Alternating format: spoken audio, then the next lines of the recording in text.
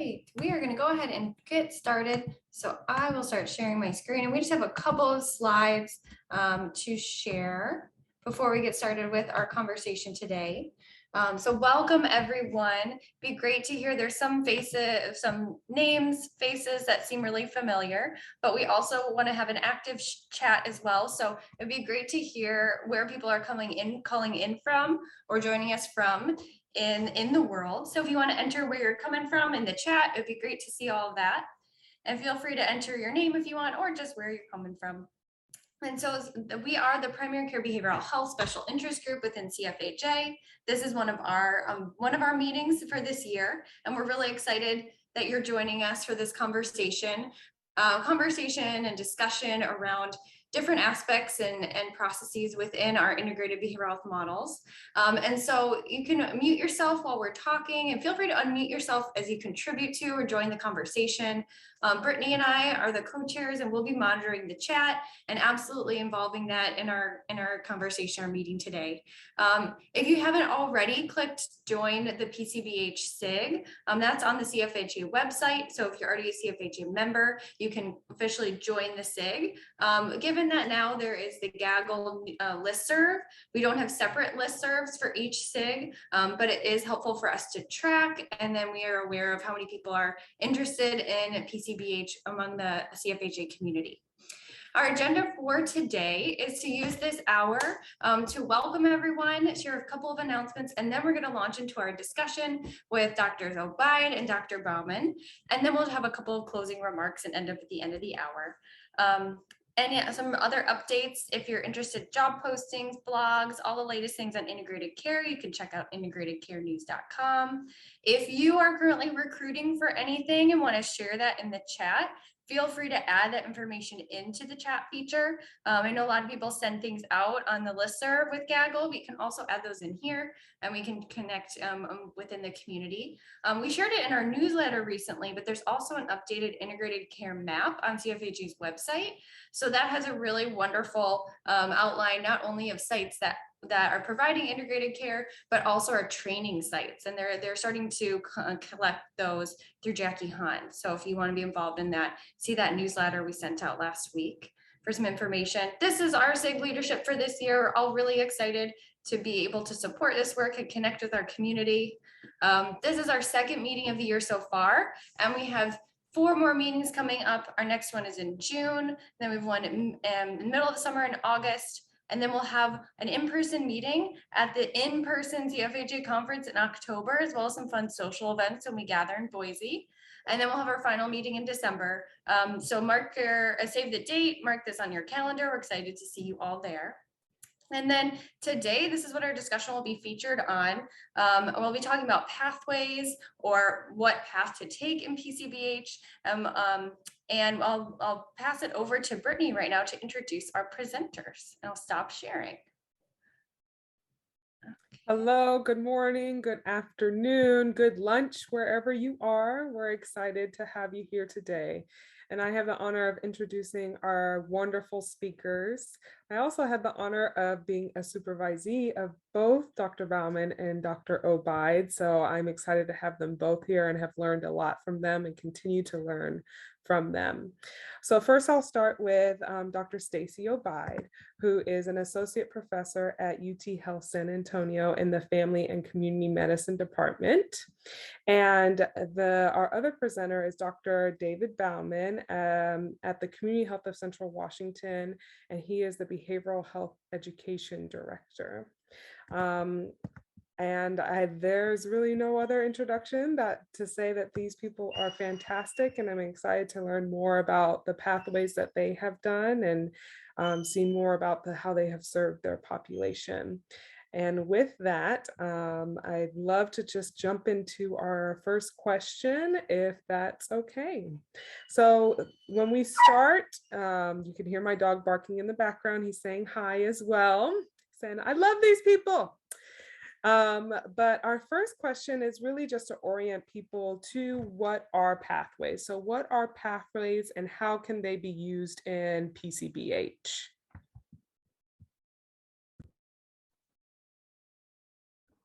Go ahead, Stacey, if you want to go first. I was waiting. So pathways, these are ways to streamline frequent presentations that you see in your clinical setting to make sure that your providers, one, are remembering what to do when this frequent problem shows up, but then two, making sure patients have access to whatever resources, services that your clinic offers to support that particular frequent issue. So for example, depression is probably is the most common issue that shows up in primary care, but also things like obesity, chronic pain, diabetes, some topic or issue that your clinic sees over 50% of the time to make sure that we're adequately and appropriately treating that particular condition. Does that help? Oh, I thought that was great, Stacey. All right. Yeah, I give it a thumbs up for sure. You know, and my mind goes with this, and I'm really excited to talk with Stacey within this conversation because, you know, I always struggle with pathways. I always struggle with the idea about them. And as Stacey gave the great definition of what it is. You know, my experience has largely been twofold. One is that most I'm trying to be more aware of my mind's vocabulary. Just my experience with a lot of integrated care places is that they focus on pathways. They focus on pathways, as Stacey said, like, hey, depression or diabetes or whatever it might be. And I think the interesting thing is that oftentimes, you know, myself being a functional contextualist, we don't necessarily look at the context to say, like, is that actually a pathway that we're going to be able to do or support with the resources and the time that it is? I often see that new integrated care and new PCBH programs, they start out by doing a pathway, which is interesting to me because, you know, my mind goes to be completely genuine. I think the best pathway we could have is just to have a pathway for everything. Right, that PCBH is about being that true generalist in all conditions, all ages. That I think sometimes a pathway can sometimes take us away from that mission. Not all the time, not done when it's done intentionally. And I know Stacey has incredible pathways. We have pathways at CHCW as well that has been done with a lot of attention.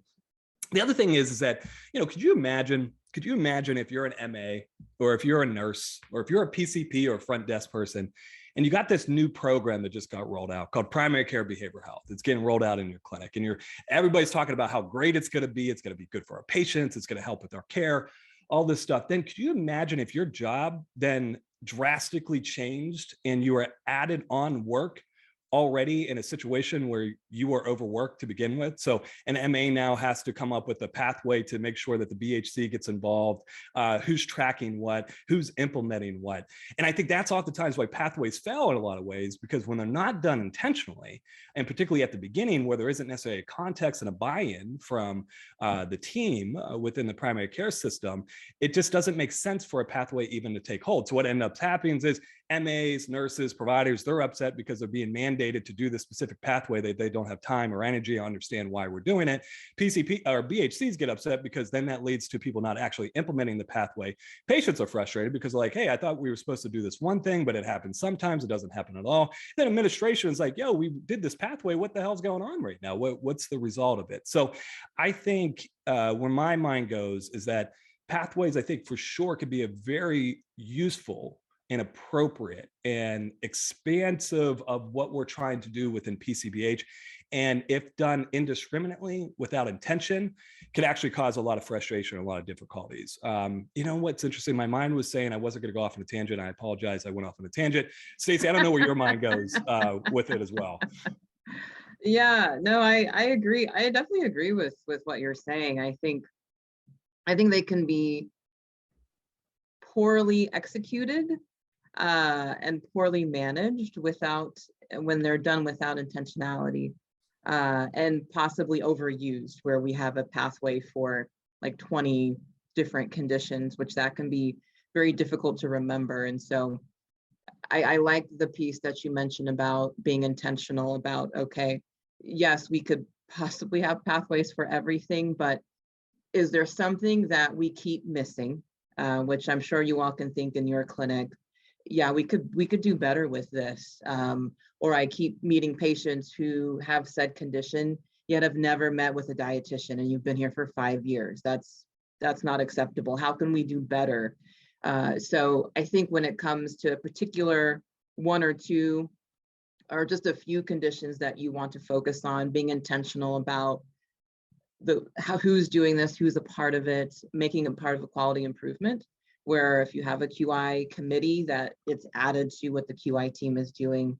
I think it fits really well with what Dr. Bauman's talking about being intentional with what you choose to focus on.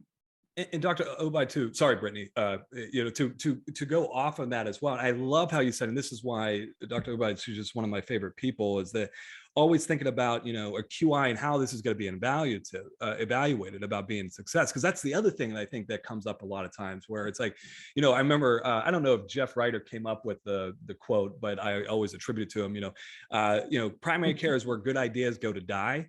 And I would also add on that is that primary care is where good ideas never get evaluated. That then leads to them kind of dying in a lot of ways. So when we're talking about setting up a pathway, that also has to include, as Dr. Ogbeide would say, that has to include this reality of like, how are we going to know if this is working? Not only as far as outcomes, but are we actually getting the people that we wanted to get into this pathway into the pathway? There has to be an evaluative part. And that can, when we talk about intention, there's a tension from all angles that we need to have. Yeah. I love that y'all are introducing all of our follow-up questions. And I know you had questions. That's why I was like, okay, let me. Yeah, but sorry, for a second. I'm going to go a little bit off script too, and I'm just going to follow up on something that y'all said. So I've been really hearing the two of you talk about intentionality and making sure that you understand your population. And Dr. Bauman, you mentioned something earlier about when someone is first starting a PCBH model or integration, they tend to sometimes go towards starting it with a pathway, right? It's a structured kind of, okay, we can make this simple. What are your thoughts about, how much time or when you should actually start a pathway, and why people may tend to lean towards, I guess, jumping off their primary care behavioral health program with a pathway? And let me start off by saying, my mind always likes to give the informed consent part of this. Like, I have no idea if what my mind is saying is right. It's just my perspective, right? So definitely grace and compassion, because who the hell knows, I could be 100% wrong about this. I think for the first, part, to answer the latter half of the question, like what maybe prompts people to do that, I think because it sounds good in theory. And a lot of times I think administration, when we're starting a PCBH program, there's a specific reason why we're starting the program. Maybe because we just have all these different mental health conditions that are coming up that our PCPs are overwhelmed with. Or it could be, hey, our diabetes control, which is a quality metric where a lot of systems get finances on about how their diabetes control are doing. So administration is like, hey, let's focus on that. So I think intuitively, it makes a lot of sense with why we would start essentially with the pathway. I think what my mind goes about that is, ironically, I think that can start off two unfortunate ripples that we might not have attended. What's the other quote? The path to hell is paved with well-intentioned ideas and well-meaning ideas.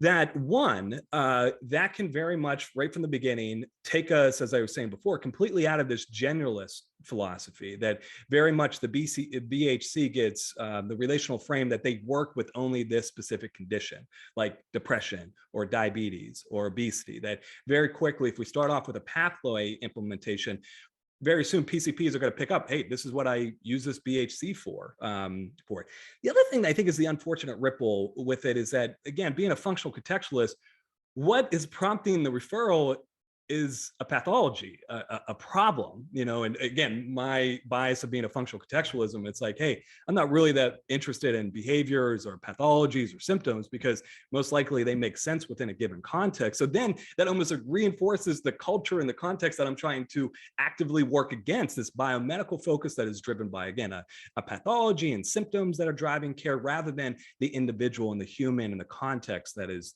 driving care. Lastly, and I'll pass it over to Stacey because I know I'm rambling. The other thing that I would say is that when you're doing a pathway, if you're the only BHC in that clinic, you got to make sure that you're able to meet the demand of the pathway, right? There was a pathway discussion at CHCW where we talked about diabetes and uncontrolled diabetes, and they wanted everybody with an A1C above 9 to see a BHC. I love that idea. I think that is fantastic. I think that is phenomenal. I think we should see all patients have a A1C of probably 6 as they start to make their way towards prediabetes. There is no way we have the people power to meet that A1C. We want to have the people power to meet the demand and also be available for these other conditions if we had the cutoff at a 9. We want to be able to meet that demand to actually hit that pathway in the way that we want to. So I think that's the other thing as well, is that when you're starting to talk about pathways, and particularly at the beginning, you have to think about resources. You have to think about people power and what you're going to be able to reach. My mind's beating me up. Dr. Ogbeide, what's your mindset? I'm going to mute myself. No, I agree with all of that. I think the one thing that I'll add to it comes from a quality improvement framework called the Ream Framework, if people are familiar with the Ream model. If you're not, the acronym stands for, what is it? REACH, I'm blanking, effectiveness, adoption, implementation, and maintenance. And so a lot of programs will use that as their backdrop to help with whatever programming that you're implementing to do. And one of the things that we see often, especially with new or mature PCBH services, is that the reach can be difficult, whether it's what Dr. Bauman was saying, which is, for whatever reason, they're just starting, they have one BHC half day a week for the entire time, and expecting them to have some type of impact is difficult. All the way to clinics that actually have the adequate number of BHCs, but yet the BHCs are seeing 3 to 4 people a day. Something is happening. There's a breakdown happening with the reach. The individuals in the population of the clinic, for some reason, are not getting access to the BHC. And so I think from that standpoint, pathways could be actually helpful. Because there's something going on where we have enough BHCs. We have, that's not the issue, but why is it that our BHCs are not seeing the inadequate number of patients per day? And you know, you can do a root cause analysis to figure that out, but one of the interventions for that many times are pathways to help your BHCs get more access to patients. Maybe it's your BHCs don't feel comfortable with chronic disease management, health behavior change, and maybe that's the issue, or there's something else going on. So in that regard, pathways could be very helpful to figure out why aren't patients getting access to these clinicians. And to chime in on that as well, Dr. Ogbeide, you know, I loved what you said, is especially at the beginning, and this is where, again, I think nothing is ever true or false, right? It's only context dependent on the function of it. One of the functions that definitely doing a pathway right at the beginning is it normalizes getting the BHC involved. And I think that's a tough thing for new clinics. And I think it's another reason why it makes sense at the beginning potentially to do a pathway, is because it does normalize the process. The MAs, the nurses, the PCPs, they get normalized to it because it just is automatically something that you do. You don't have to think about it. So I love that you said that, because that could definitely have a great ripple when done intentionally to normalize that behavior, which is often one of the hardest behaviors to get used to. Absolutely. Mark, it looks like you had your hand raised. Yeah, I had a quick question. I'm a little bit short on time regarding a little bit of what you were talking about before regarding extra stress on the support staff. And I was wondering, is there any consideration of extra stress put on the patients in regards to maybe how many points in the pathway that may be? And so, for example, like for a diabetes patient, so seeing like a nursing support staff to help with kind of like the management and the psychosocial, maybe not the psychosocial, but being able to troubleshoot some applying or giving metformin, and then meeting with like a nutrition or a dietitian. And then if you are lucky enough to have like an exercise person there, and then that's another person, that they have to meet, is that considered in terms of how much is too much for the patient, and how do you kind of balance that? Yeah, no, that's a great question. That's something that we and I'm sure Dr. Bauman does too, we discuss in our team every day, because we do use pathways, and many of our visits are all same day. The dietitian, the pharmacist, the BHC, purposefully done same day. What we find really helps are a couple of things. One, we have something called a Patient Family Advisory Committee, a PFAC. I'm sure many of you have something similar, where it's a committee made up of patients from your practice that give you feedback on how to do things better, essentially. And any idea that we do, we bring to them to get feedback on. And so one of the things that patients were asking for was more access to services on the same day as their PCP visit. So that's one thing, is asking the patients what they prefer, which most patients prefer everything on the same day. We have data to support that too. The second thing is I find doing a lot of education with patients at their visits in terms of why we're bringing in these other team members to support their care, giving them feedback on what we've been doing hasn't been working, evidenced by your A1C of 15, to let us know that we need help, that what we're doing is no longer viable for you to live the life that you want to be fulfilled with what they want to do. And so once we break it down that way, that this is really to improve their quality of life, to improve their functioning. And then they have the flexibility of when they want to do those visits. If they want to do them all on the same day, that's fine. If they're overwhelmed and want to do one month and then do the others at their next PCP visit, that's fine too, but they definitely get a say in that. So I find the patient advisory committee and then just doing a lot of education, whether it's us or the PCP or the pharmacist or whoever it is, I find really helps patients understand why this team-based approach is much more effective and better than you and your PCP trying to figure this out, which we found is not helping them. So I'll pause and let Dr. Bauman jump in. You know, Dr. Ogbeide, you said, you know, and as Mark said, love that idea. I love that idea about a patient advisory board, and something that we need to do more about, just as what is patient experience. Hold on real quick. Yeah, Bridget. Oh, I don't know what to tell you about that. Bridget's about to try to get on another presentation for it. So I will make this quick and then I'll mute myself to get on. But what I would say is that I think we need to be intentional. There's a really cool up-to-date entry on multimorbidity. I was just talking about it with Mark and his group about multimorbidity, and our well-intentioned efforts of trying to treat everything all the time in every manner. Really what oftentimes it does is what Mark is just talking about, which is it just overwhelms and disengages patients more. Like our intention, meaning of trying to treat everything and make sure they have access to all these different resources. We sometimes do what Stacy or Dr. Ogbeide is talking about, that we don't get feedback as like, is this what you want as patients? Like, do you want all these different things? So I think it's a really important thing for us to be very aware of. You know, at CHCW, we're not as fortunate as what Dr. Ogbeide gets to talk about as far as the multiple different team members. Really, as far as the providers go, it's like BHCs and PCPs. So we haven't ran into too much like this idea of potentially patients, I'm sure still within our visits when there's a handoff, we definitely have patients like, hey, I only got like 10 minutes, I gotta go, and we'll do what we can in those 10 minutes for sure. So I think that's an important thing for us to always be mindful of. It's like, what's the intervention that we're giving to patients? Is it being accepted? Is it being uptaken? Is it being something that's having the result for it?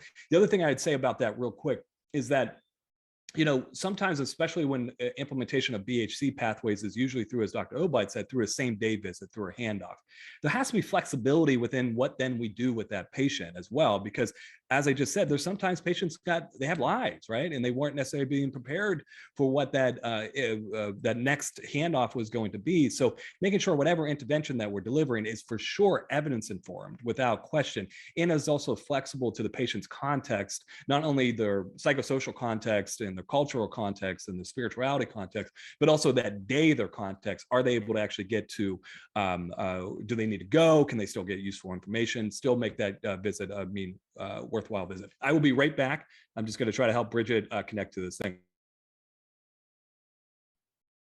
Great. So maybe Stacey will have you chat a little bit about our second question, which was around if you're able to walk us through a pathway that was designed in your clinic, what information you gathered to inform it, why you chose it, and how you measured it. Sure. So I'll choose one that I'm sure people deal with often in their clinic, which is chronic pain. That came from when I first started at my organization some years ago. And it came from me meeting with I'm in a family medicine residency, just as context. So it was meeting with the faculty members, our PCPs first, to get a sense of what are your top 5 pain points? What are the conditions that you struggle with the most that you feel we as a clinic could do better on? And it was chronic pain that came up. They're like, I'm always overwhelmed with this. I never know what to do.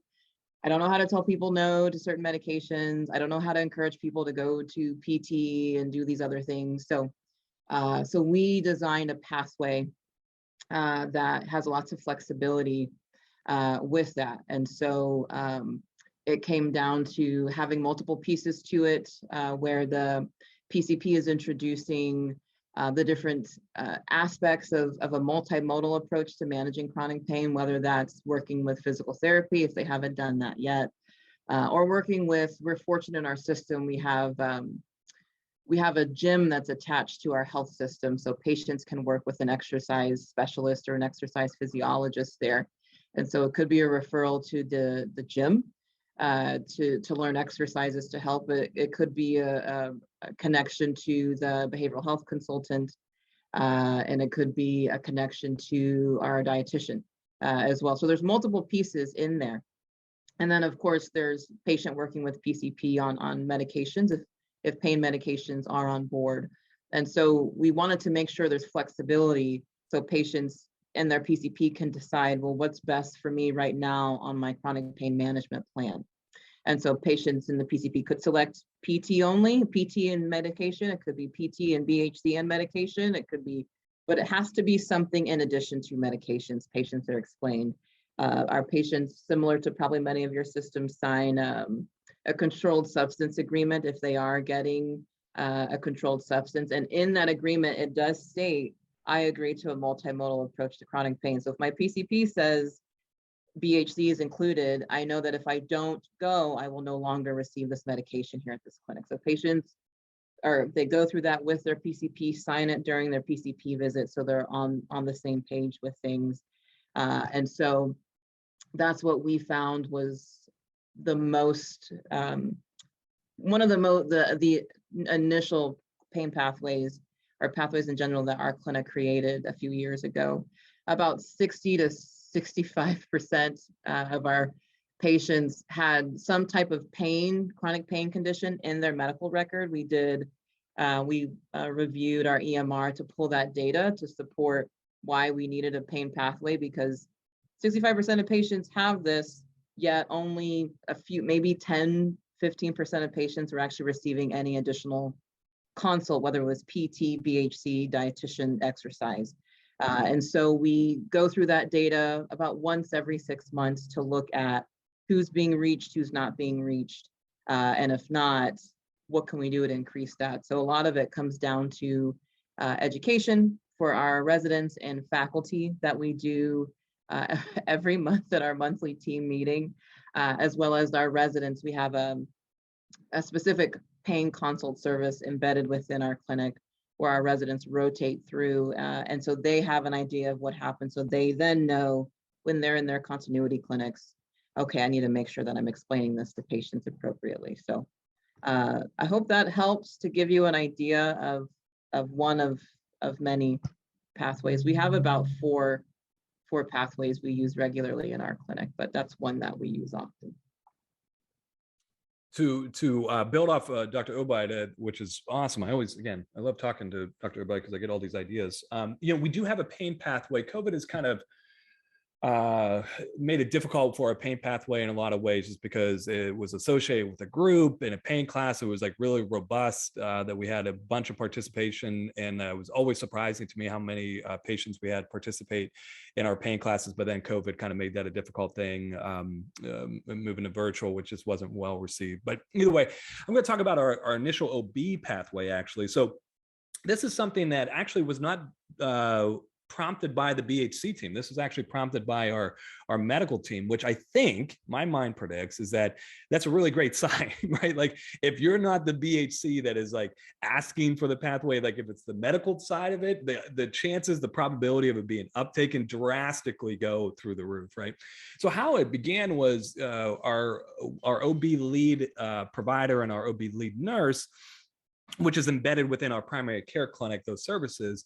We have certain mandates from the government about different things we're supposed to be assessing for and checking on, whether it be like domestic violence, whether it be substance use, smoking status, which obviously have huge behavioral and psychosocial factors within it. So they began talking to us about like, hey, can we do handoffs for these and these situations? And then our lead OB provider said something really interesting. He said, why don't we just do this for everybody? Like, why don't we just make this as easy as possible? That, because it's one thing that happens, like even like a pain pathway. And this is the thing I struggle with the pain pathway is like, what relational frame does it automatically set off when the PCP, and I love how Dr. Ogbeide said about the importance of making sure when people are explaining this to patients, the why behind the pathway.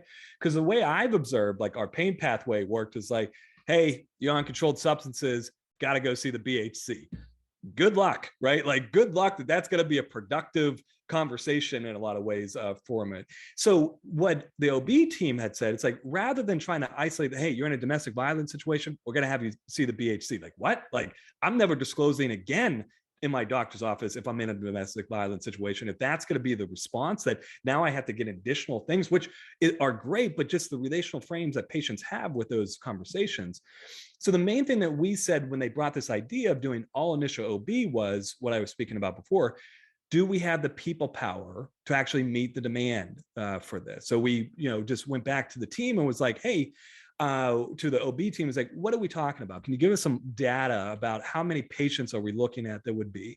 And what we came to is that it would be at max 2 patients a clinic. So max 4 patients a day. And we went back to our team and was like, hey, this is a pathway that we're thinking, do we feel like we can uptake 4 patients a day for it? And the answer was for sure, without question, we would be able to do that.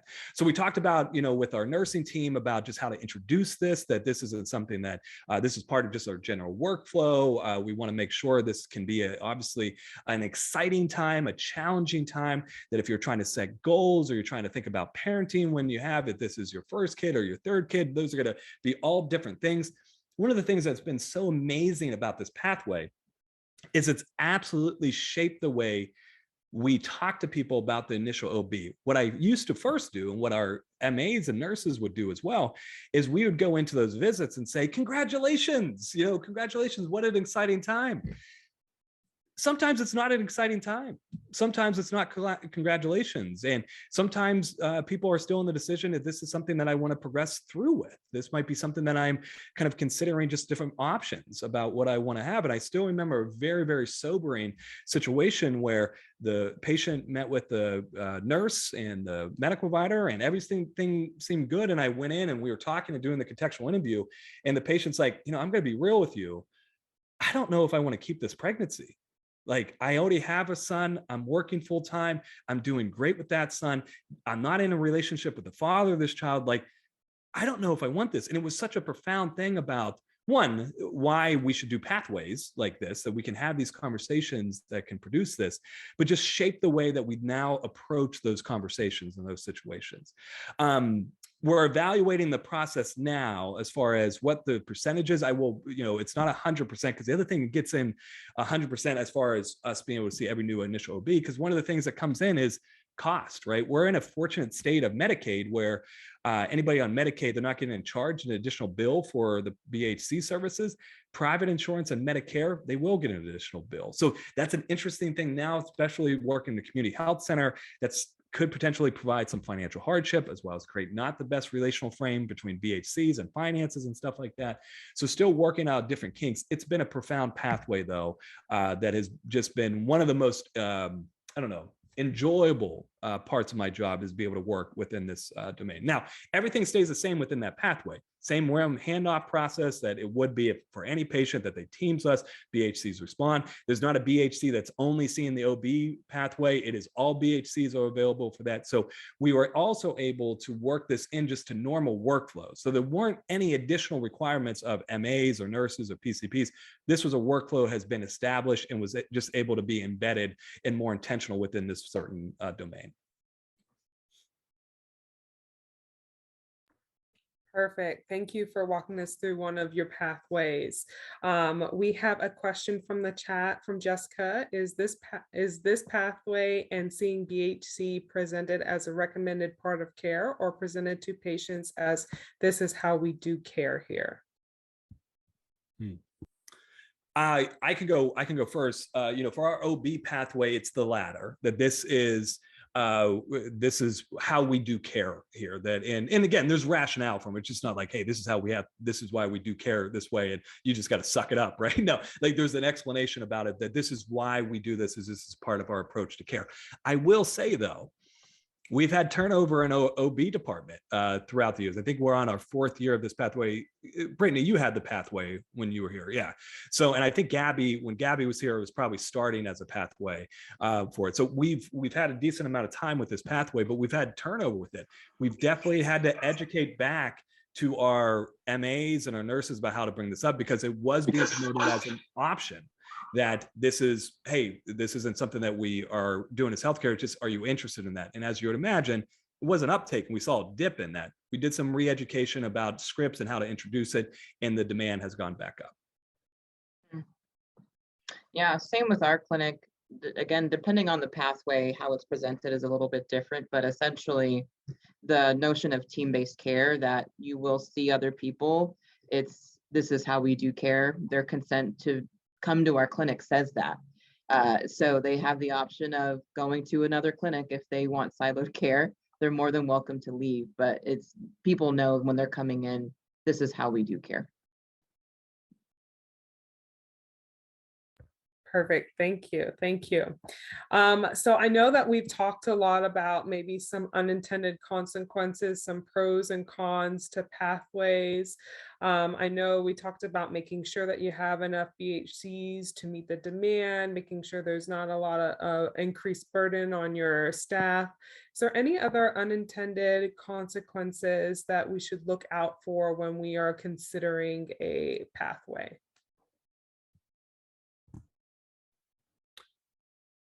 Ooh. I think one, and this leads into our conversation about like diversity, equity, and inclusion. And I can speak to this and it was just something we never thought about. So for our OB pathway, do we have interpreters? Do we have interpreters available for these visits? And I think it's a big thing, that one of the things that we found was, if there wasn't an interpreter, there would be a less likely that the handoff was being given to the BHC. And so when we start to think about pathways, I think can do a profound thing, as Dr. Ogbeide was saying at the beginning, is that making sure that not only our approach is addressing conditions that we maybe are struggling with, but that we're making sure that all populations are being represented, that it's not a question of should this be happening? It is triggered, it is automatic. So I think that allows a lot of biases sometimes to be rooted out within it.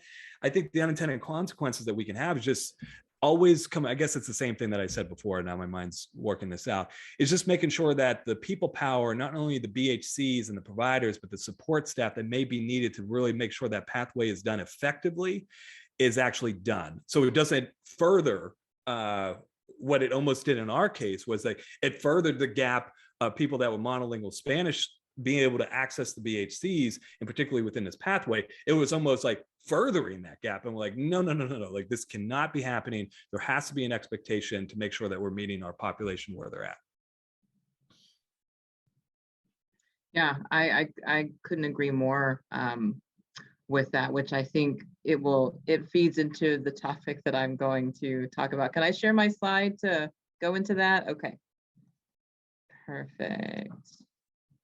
I promise it's not many slides. It's just 3. I promise, just 3 slides.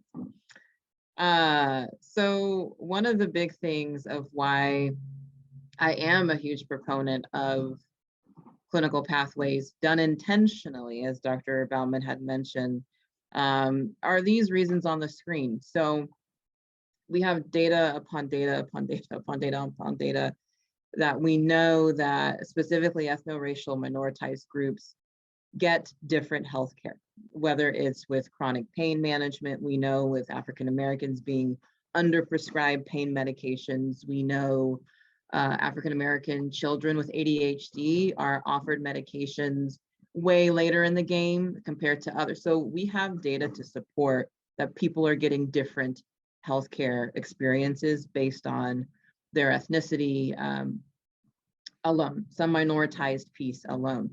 And so I have a few examples on the screen here that I talked about, that I hinted on a little bit ago, whether it's related to insurance status, severity, the type of hospital. Again, we have guidelines, and guidelines are meant to do just that, provide us with guidelines, not mandate us to do certain things. But the issue is that because they're not mandates, unfortunately, people are getting different care, which is very unfortunate. And then we can't neglect the piece about biases do interact the quality of the interactions, as well as the type of care that minoritized individuals receive in the healthcare setting. So one of the big pieces I wanted to end with, at least with my part for today, is how powerful it is to have something like a pathway. This article that I'll show to you on the next screen talked about the research behind the use of a checklist in healthcare. And it was an approach that was adopted or adapted from aviation and used in healthcare. And they use it in with surgical specialties, having a checklist when you're in the operating room in the OR about who's doing what, when you're doing what, and who's responsible for what part in the patient's care experience. We have lots of research to support that checklist help with reducing human errors. They can help with making sure people get access to what they have a right to get access to. And so I wanted to at least present this to you all to think about pathways being a variation of a checklist. It's not a mandate per se, but it's at least a framework that, or an algorithm that your clinic can use to say, if patient presents with this, this, or this, these are the pieces that we need to make sure we are offering and documenting that. Was that offered or not? And why was it not offered? Patients already with the BHC. Okay, great. We can check that off the list. And so a lot of the research behind this talks about when you have checklists or pathways, we're not necessarily pushing people to think about and examine their biases more. That's a separate intervention, but it's interrupting that process where biases take place by saying, regardless of who you are, because you presented with this, I will offer you these services, to make sure individuals, especially minoritized individuals in your practice, are getting access to the same services that other people are getting access to. So I would encourage you, if you have access to do this, to look at your data in your EMR, to look at individuals with different ethnicities or different genders, looking at their chronic issues that are showing up in your practice. Who is getting access to the BHC, the pharmacist, the dietitian? And if there is a discrepancy or a disparity, you may want to consider implementing a pathway to see if we can close that disparity gap that's happening. So I love this topic. I love these types of topics. So if you're interested in reading more about this QR code takes you to a fantastic article that was written last fall about the use of checklists and pathways in medical care. And it's called The Bias That Blinds: Why Some People Get Dangerously Different Medical Care. And it's long. I will preface it as long, but it's a fantastic read. And I would encourage you and your clinic teams to read that and discuss ways that you can help address health disparities related to ethno-racial disparities in your practices, to see how we can close those disparity gaps. I'll leave it on the screen a little bit more in case people need it. I'll put it in the chat box too. I'll do that. That way we can go on. And to add to that, and I love what Dr. Ogbeide is saying, one of the things that we look at regularly, CHCW try to track data for days, for sure. And one of the things that we absolutely look at just in our general PCBH, because I think you could actually say like PCBH is a pathway in and of itself. I think it's actually, it's kind of interesting to look at it that way. Absolutely. Yeah. But what Dr. Ogbeide was saying about, are people are we having these populations access BHCs, and is it reflective of the population of the community? When we looked at this a couple of years ago, is like, for sure not. We were absolutely seeing there was a gender bias as far as like, we were definitely seeing more females than males within our community, without question, as far as the similar rates of the population that we serve that is monolingual Spanish speaking, and then what percent of them that we were actually reaching within the BHC world. So it was something that was great to get that feedback for us to go back and say, what is going on? What is going on with this pathway of PCBH, that we're definitely still having these biases that, as Dr. Ogbeide said, are just so automatic that we're just still playing into them. So we did some different initiatives, talked to different providers, talked to different MAs, and for sure, it's still not perfect, but the data is now starting to tell us a little bit more. We're getting better at it.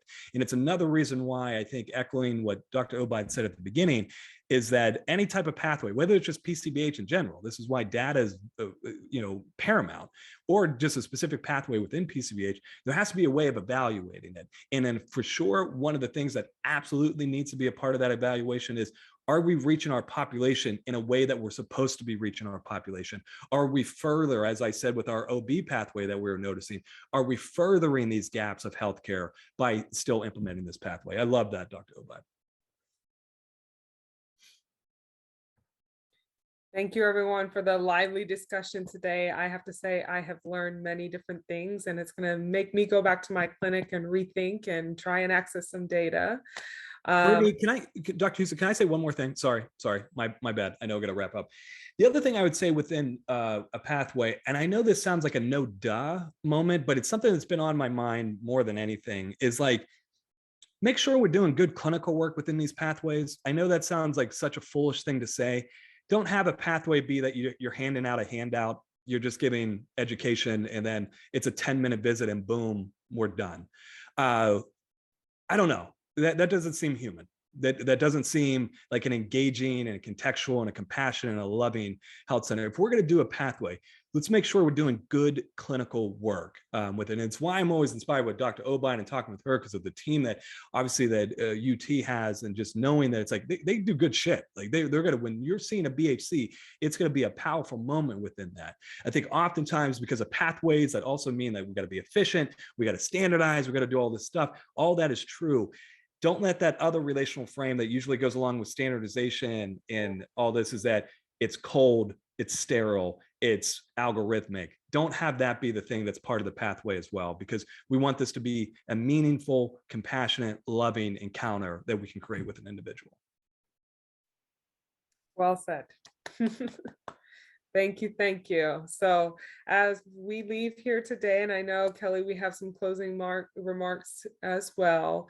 I hope that you have plenty of takeaways. My takeaway is definitely figuring out what pathways to intentionally take to enhance primary care in general to reach our population. So I'm going to pass it to Kelly for closing remarks. And yeah, absolutely. And we have a couple minutes too, so if anybody still has a question, does anyone have a question for our presenters, or comment or reaction that they want to share? And feel free to unmute or anything.